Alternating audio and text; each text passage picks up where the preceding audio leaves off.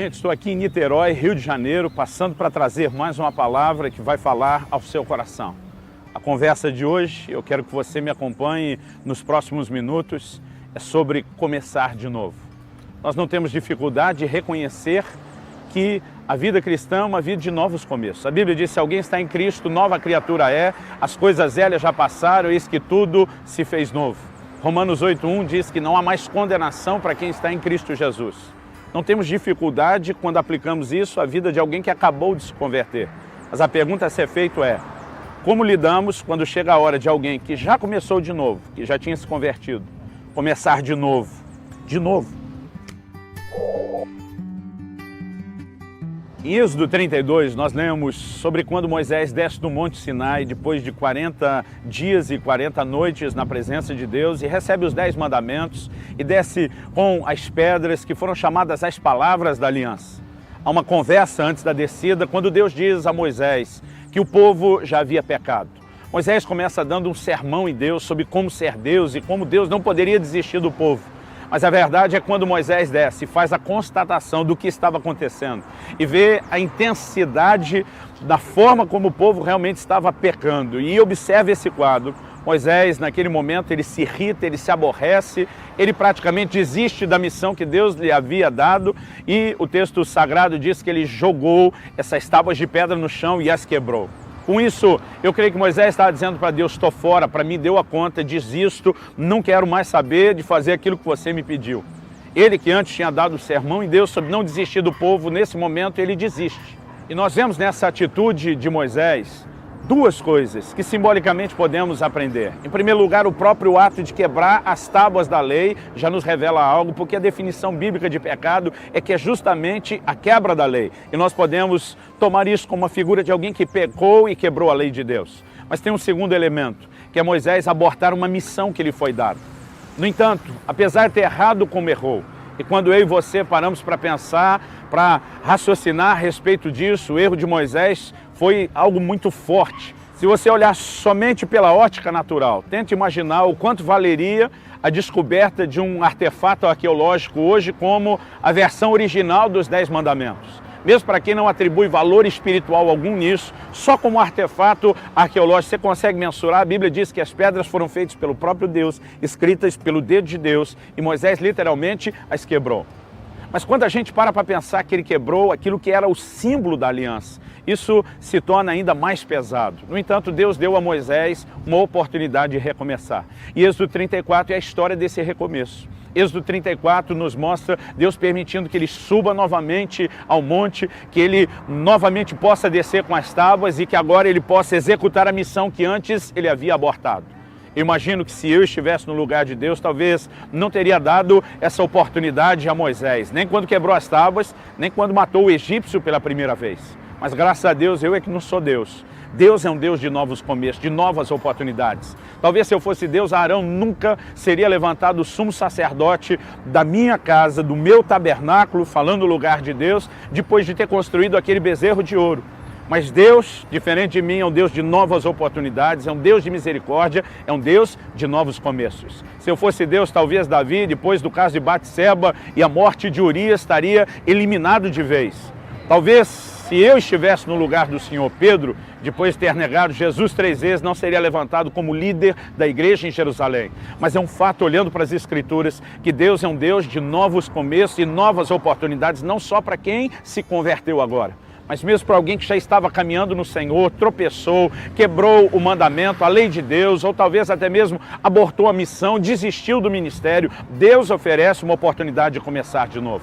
E eu quero trazer uma palavra de ânimo, de fé ao seu coração, se é o seu caso, se você necessita começar de novo. Ou talvez pedir que você se auxilie comigo, mobilizando a proclamação dessa mensagem para que outros sejam alcançados por ela. Porque se esse não é o seu caso, certamente você conhece alguém que necessita começar de novo. Mas a igreja tem errado de duas formas. Ou não reconhecemos a oportunidade de novos começos, ou tentamos fazer isso de forma irresponsável, quebrando outros princípios que Deus já havia estabelecido. Acredito que, embora a gente tenha conhecido esse coração de misericórdia, a disposição de Deus de investir em mim e você, de nos permitir começar de novo, ele também estabeleceu princípios.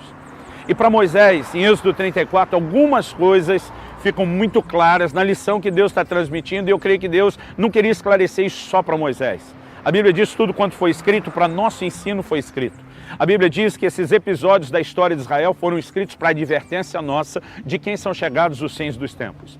A primeira lição que aprendemos no recomeço de Moisés é que em Êxodo 34, Deus fala assim para ele: você vai subir novamente ao monte, você vai levar outras tábuas no lugar das primeiras que tu quebraste. Quando Deus está dizendo você quebrou, Deus está responsabilizando Moisés, dizendo foi você que cometeu o erro, foi você que pecou contra mim, você precisa consertar. Aliás, a premissa de toda restauração em Deus, ela começa com o reconhecimento dos nossos erros. Jesus diz, os sãos não precisam de médico, e sim os doentes. Ao dizer isso lá no Evangelho de Marcos, no capítulo 2, no verso 17, Jesus não estava dizendo que existe gente sã. Porque quando você estuda a analogia, ele fala de si mesmo como médico, que é o nosso Salvador. Então ele está falando do doente como sendo o pecador. A pergunta é, existe alguém são? Não. A Bíblia diz que não há nenhum justo, nenhum sequer. Jesus não está dizendo que a pessoa de fato era sã, mas porque se achava sã, porque não reconhecia o seu pecado, ele como médico não poderia fazer absolutamente nada para essa pessoa. É por isso que a mensagem do Evangelho, antes de pregar a fé em Jesus, ela fala do arrependimento. Jesus vem declarando, arrependei-vos e, então, em segundo lugar, depois, crede no Evangelho. Porque o arrependimento precede a fé. Se não reconhecermos os nossos erros, Deus não pode fazer nada por nós. O que nós aprendemos com Isaías é que justamente depois dele reconhecer que era um homem de lábios impuros, Deus pode tocar com uma brasa do altar nos seus lábios e santificá-lo. Porque o conserto de Deus só vem depois do reconhecimento da nossa falha. Desde o início, nós aprendemos lá com o primeiro casal no Éden. O homem tem uma dificuldade enorme de ser responsável por aquilo que fez. Ele tem a tendência a culpar os outros, a transferir responsabilidade. Mas se queremos começar de novo, precisamos partir dessa premissa. Precisamos reconhecer a nossa responsabilidade e o nosso próprio erro. Em segundo lugar, Deus diz a Moisés que ele tem que lidar com as consequências do erro. Por exemplo, ele teria que subir novamente ao Monte Sinai, passar novamente 40 dias, 40 noites, sem comer nem beber, ouvir novamente as mesmas palavras. Às vezes na minha cabeça era bem mais fácil tentar pegar as pedras quebradas do chão, colá-las talvez com durepox, dar um jeito de consertar aquilo, mas Deus disse, não, nós vamos começar de novo. E se você foi reprovado, você volta lá no início do ciclo que você quebrou. Então você vai começar de novo, inclusive aquele estágio onde você estava, você volta no início. Tem muita gente querendo começar de novo. No entanto, ele não quer ter que lidar com as consequências dos seus próprios erros. Se você quer experimentar a graça, a misericórdia que Deus oferece, eu quero te encorajar a fazer isso, mas entender que isso não significa que você está isento de consequências que virão pela frente. Quando Davi pecou, Natã o confronta e diz, olha, o teu pecado foi perdoado. Ele diz, mas... E esse mas revela o quê? Consequências viriam. Ele diz, a espada dos amonitas que você usou contra Urias jamais se apartará da sua casa. Mas o que você fez com a mulher do cara escondido farão com as suas à luz do dia. Mas a criança que foi gerada dessa relação, ela vai morrer. O que Deus estava dizendo, o fato do seu pecado ter sido perdoado, de eu deixar você começar de novo, não significa que não haja consequências. E quem vai começar de novo tem que estar disposto a enfrentar as consequências, a lidar com isso, a superar a dificuldade que é passar por isso, para que de fato ele recomece. Em terceiro lugar, nós vemos Deus falando com Moisés sobre restituição. Quando Deus diz a Moisés, leve outras tábuas no lugar das primeiras que você quebrou, Deus está dizendo, a primeira tábua eu fiz. Na primeira eu escrevi, agora a segunda você vai dar outra no lugar das minhas que você quebrou. Isso é um princípio de restituição. Deus está dizendo, eu te dei a tábua, você acabou com elas, agora você me devolve outras no lugar. O princípio de restituição não está preso só à lei de Moisés. Aliás, esse episódio de restituição Deus está falando antes mesmo da lei ser estabelecida, mas ele continua depois. O que causou espanto em Jesus, o deixou impressionado com a atitude de Zaqueu, é que Zaqueu não apenas diz, eu vou dar metade dos meus bens aos pobres, mas ele diz, se eu defraudei alguém em alguma coisa, eu vou restituir 4 vezes mais. Quando ele fala de restituição, Jesus olha para ele e diz, hoje chegou salvação a essa casa. Porque restituição talvez seja uma das linguagens mais altas que expressam o verdadeiro arrependimento, que é buscar o conserto de Deus para mim, mas a reparação daquilo que eu fiz para os outros.